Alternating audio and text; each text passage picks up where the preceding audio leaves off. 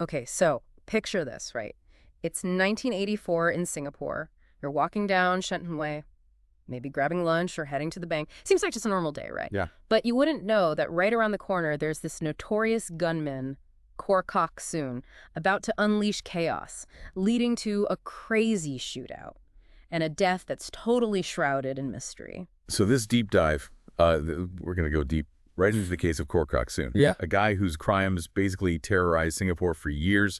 We're basing this on a 2025 article from Must Share News. It's called The Case of Gunman Khor Kok Soon and the Shenton Way Shootout That Left One Dead.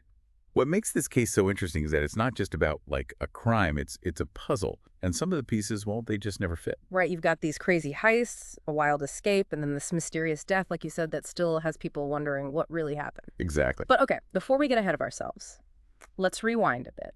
Who was Khor Kok Soon, the man at the center of this whole thing? Well, he had a tough start.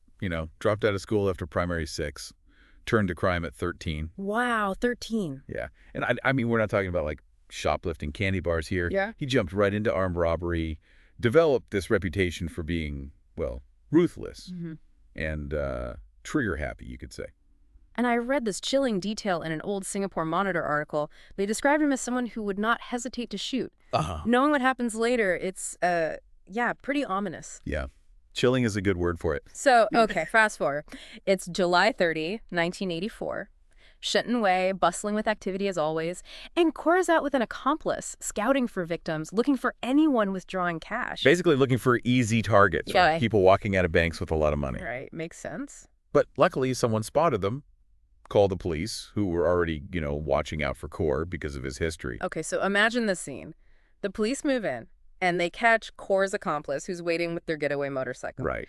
But Khor's inside a bank, no clue what's going on outside. Yeah. Total chaos about to erupt, and he's just oblivious. And then 2 officers, they're tailing him as he exits the bank. They have no idea who they're dealing with. Things escalate really quickly. Oh, yeah. Khor realizes he's being followed, tries to resist arrest, breaks free, pulls out his pistol, and aims it right at the officers. Talk about a tense situation. It's crazy, like something you'd see in an action movie. Totally. A chase breaks out through the crowded streets of Shenton Way. Khor's firing at the police while he's running, desperate to get away, and that's when he spots a lorry. Makes the split-second decision that, well, changes everything. He jumps into the lorry, forces the driver, a 26-year-old named Ong King Hock, forces him to become his getaway driver. Can you imagine? Yeah. Ong King Hock just going about his day, Yeah. and suddenly, bam, you're caught in a shootout with a dangerous criminal. Terrifying. Absolutely terrifying. Absolutely. And this is where the story takes a dark turn. Later that same day, they find Ong King Hock dead in his lorry, abandoned on Teo Hong Road. He's got a gunshot wound to the neck. But here's where things get weird. The bullet that killed Ong was a .38 caliber, but Khor's gun was a .22. Wait, so? Yeah, and ballistics testing ruled out the police officer's weapons too. So then the question is, who fired the fatal shot? Right, does make sense. And to add to the mystery, there was a bloody shirt found near the lorry, suggesting maybe Khor had been wounded during the chase. But he's nowhere to be found. So you've got a dead lorry driver, Yeah. a missing gunman, conflicting evidence, and a lot of unanswered questions. And to top it all off, Khor just vanishes, like disappears into thin air, becomes one of Singapore's most wanted fugitives. And he just stays hidden. He escapes to Malaysia. Stays hidden for 19 years. Can you believe that? 19 years. Even sent letters to the press, denying anything to do with Ong's death. It's mind-boggling how he did it. It's crazy. I mean, how do you stay hidden that long? Right. But eventually. Eventually, yeah. 2003, he's caught in Johor, extradited back to Singapore to stand trial. So after 19 years, he finally has to face the music. You could say that, yeah. So we left off with Khor, right? Getting that discharge, not amounting to an acquittal on the murder charge. So convicted for firing his weapon, yeah. But the big question, who actually killed Ong King Hock? Well, it's still a mystery. And that lack of closure, it had a huge impact on everyone. Let's talk about Khor's family, especially his daughter, who was, like a little kid when this all happened? Yeah, his elder daughter. She shared her story with the new paper a few years back. Really heartbreaking, actually. Talked about growing up with this constant fear, shame, Always worried her classmates would find out about her dad, about what he had done. It's heavy stuff. carrying that weight as a kid, trying to live a normal life, but you've got this dark secret hanging over you. It must have been incredibly isolating. Definitely. And, for years she struggled with it to come to terms with her father's actions. But eventually she went to visit him in prison. And that's when things kind of shifted for her. What happened during those visits? Was he remorseful? Well, she was able to have real conversation with him, hear his side of the story. He did express remorse, yeah, for not being there for her growing up, for the pain he had caused. And hearing him out, well, she found a way to forgive him. Forgiveness is a powerful thing, especially in a situation like this.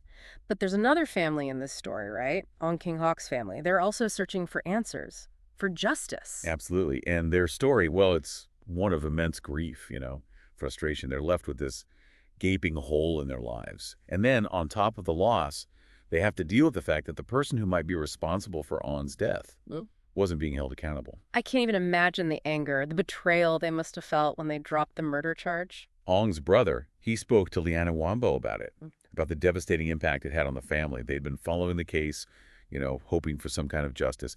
And actually in 1988, they found a little bit of solace. A coroner's inquest concluded that Khor was responsible for Ong's death. Wait, back up a sec. What's a coroner's inquest? Right, so it's basically a court hearing where a coroner, like a judicial officer, investigates the cause and circumstances of a sudden or unexplained death. So in Ong's case, the coroner determined that the shot that killed him likely came from Khor's gun, even though, yeah, it was a different caliber. Weird, right? So that must have felt like, I don't know, a step towards closure for his family. Right? Yeah, it did.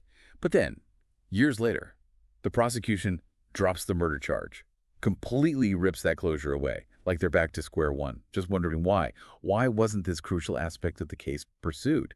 Was there evidence they're not telling us about? Something that pointed away from Khor? Or, I don't know, were there other factors at play? Politics? Legal complexities? Who knows? It's like the justice system itself just added another layer of trauma onto their grief. It's tough. They're left with these questions, these huge unanswered questions. Yeah. And that's what continues to haunt this case. It's a reminder that sometimes, even in a system that prides itself on, efficiency, order, justice, it can be elusive. The Shenton Way shootout. Seems like a simple crime story, right? But as we've seen, it goes so much deeper than that. It's about accountability, transparency, the human cost of violence. It becomes a microcosm of larger societal issues, It forces us to look at uncomfortable truths about our systems, about the complexities of achieving true justice. What does that even mean? You're right. It's a reminder that justice, it can be a long road. And sometimes, even when all the legal stuff is over, the search for truth continues. Exactly. And that's one of the things that makes this case so interesting, even decades later. It's a story that makes us think, what does justice really mean? How do we as a society define it? This has been thought-provoking, to say the least. We've uncovered so much. And honestly, I'm left with more questions than answers. But maybe that's the point, right? Maybe. Yeah. Maybe the point is grappling with those questions. It makes us acknowledge the nuances, the gray areas in real life, Yeah. It reminds us that sometimes there are no easy answers. Yeah. No neat resolutions. It pushes us to think beyond the headlines, beyond the legal jargon, to connect with the human experiences at the heart of it all. Khor's daughter dealing with her father's legacy, finding forgiveness, and Ong's family still looking for closure, still looking for justice for their loved one. In those stories, they remind us that every crime, every act of violence, it has these ripple effects. They extend far beyond the event itself. Okay, so we've talked about the crime, the escape, the trial, the unanswered questions, the impact on the families. But let's zoom out for a second. What does the Shenton Way shootout tell us about Singapore in the 80s? Was this just a one-off thing? Or was it a sign of something bigger, something systemic? You mentioned the 80s, right? Like, Singapore was going through these huge changes, tons of growth. But were there also, I don't know, underlying tensions, things that this event, the shootout, maybe brought to the surface? Yeah, definitely. I mean, the 80s, it was a crazy time for Singapore. The economy was booming, but people were also dealing with a lot of change, social changes. And there were definitely anxieties about things like crime. And then you have this incredibly brazen act of violence right in the middle of the financial district, the Shenton Way shootout. It really, I think, shook people up, shook the nation, you could say. Like, it totally shattered this image of Singapore as this, like, super safe and orderly society, right? Did it change anything? Like, did the government change how they did law enforcement or criminal justice because of this? That's hard to say. Like, did this one event directly lead to massive changes? Probably not, but it definitely put a spotlight on crime, Yeah. and there were these calls for harsher punishments, more police, a crackdown on organized crime, things like that. So the government was trying to reassure people, hey, we're taking this seriously, trying to maintain order. Yeah, exactly. But it wasn't just about, like, being tougher on crime. People also started talking about, what causes crime in the first place. Poverty, inequality, the need for rehab programs. People started to see that crime, well, it's often a symptom of bigger problems in society.